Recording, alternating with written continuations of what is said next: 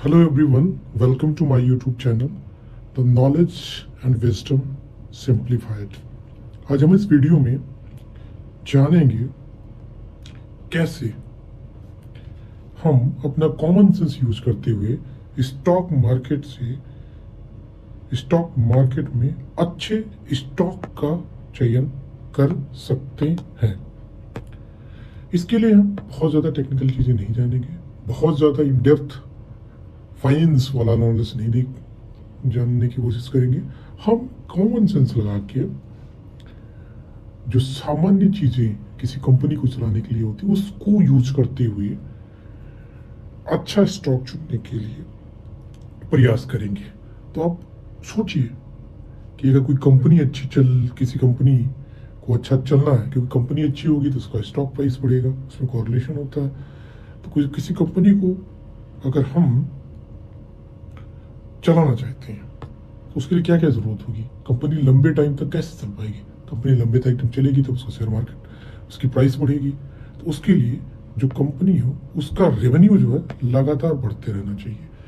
जैसे भी 2024 चला, 2022 में क्या रेवेन्यू था, 2017 में क्या था, 2015 में क्या था, 2010 में क्या था। तो हमें 10 से 15 साल तक उसका रेवेन्यू देखना चाहिए कि उस कंपनी का रेवेन्यू बढ़ रहा है कि नहीं बढ़ रहा है। अगर उस कंपनी का रेवेन्यू अच्छा बढ़ रहा है इसका मतलब कंपनी अच्छी है, क्योंकि अगर 10-15 साल आप देखेंगे तो स्टॉक मार्केट में बहुत से अप एंड डाउन आए होंगे, जहाँ पे जो है मार्केट बढ़ा और घटा होगा। अगर कंपनी लगातार, हो सकता है एक आध साल कम हो उसका रेवेन्यू, लेकिन अगर लगातार उसका रेवेन्यू बढ़ रहा है इसका मतलब कंपनी अच्छी है। जैसे जितनी भी अच्छी कंपनी, चाहे HUL ले लीजिए, आप टाइटन ले लीजिए, आप इंफोसिस ले लीजिए, उसका अगर देखेंगे आप 10-15 साल का पीछे का रेवेन्यू तो उसका कंटिन्यू बढ़ रहा होगा।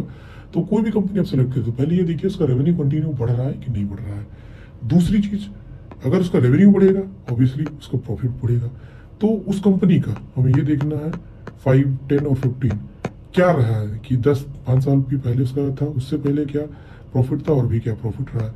जैसे मान लेते 2010 में उसका 100, अगर कोई कंपनी उसका 100 करोड़ प्रॉफिट था तो 2015 में 500 करोड़ होना चाहिए और 2020 में वो 700 करोड़, 800 करोड़, 900 करोड़ होना चाहिए। तो अगर उस कंपनी का प्रॉफिट भी बढ़ रहा है, रेवेन्यू भी बढ़ रहा है, तो ये भी एक अच्छा साइन है कि उस कंपनी में इन्वेस्ट कर सकते हैं। तीसरी जो चीज हमें देखनी है किसी कंपनी के लिए, वो ये देखनी है कि जो कंपनी के पास अपनी असेट्स हो वो लाइबिलिटी से हमेशा ज्यादा होना चाहिए। आइडियल रेशियो 2:1 होता है, लेकिन ट्राई करना चाहिए कि इसको ब्रीच ना करे, उससे कम रहे। 3:1 हो सकता है, 4:1 हो सकता है रेशियो जो। जैसे कि मान लेते हैं कंपनी के पास 1000 की, अगर 1000 रुपए की एसेट है तो उसकी जो लाइबिलिटीज होनी चाहिए वो 500 होनी चाहिए, 300 होनी चाहिए, इससे कम ही होनी चाहिए। अगर वो भी है तो वो भी कंपनी अच्छी है। अगर ये रेशियो मेंटेन है तो कंपनी अच्छी है, उसमें हम इन्वेस्ट कर सकते हैं। दूसरा, कंपनी के पास डेट नहीं होना चाहिए। इसका रीजन ये है कि अगर कंपनी के पास डेट होगा तो कंपनी हो सकता है कि इस साल अच्छा करे, अपना डेट पेमेंट कर दे, लेकिन जिस साल कंपनी का डेट मतलब जिस साल कंपनी प्रॉफिट अच्छा नहीं कर पाएगी फिर भी उसको वो इंटरेस्ट देना होता है।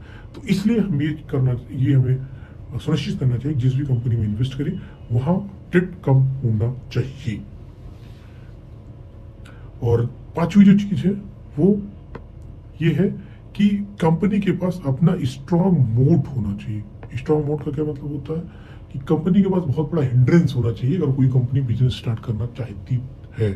जैसे एग्जांपल के तौर पे अगर हम लेते हैं, जैसे भारत में आपको पता होगा कि रेलवे पे जो कैटरिंग सुविधाएं हैं, टिकट बुकिंग है, वो IRCTC करती है और ये गवर्नमेंट द्वारा प्रोटेक्ट किया गया है।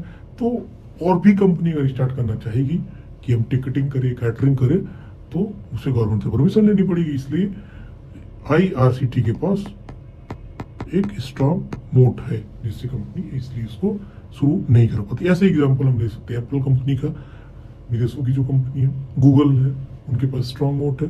भारत में हम इसका एग्जांपल ले सकते हैं कि जैसे एशियन पेंट्स इंडस्ट्री में अगर हम FMCG की बात करें तो उसमें हमारे पास जो है HUL है।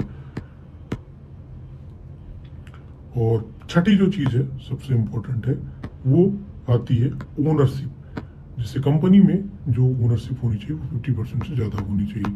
जैसे रिलायंस की बात करें, रिलायंस के आपको पता है मुकेश अंबानी जी हैं, उनकी जो ओनरशिप आप देखेंगे तो 50% है। तो किसी कंपनी में अगर ओनरशिप जो है जो उसका मेन मालिक है उसकी ज्यादा होगी तो भी बेटर होती है इन्वेस्ट करने के लिए।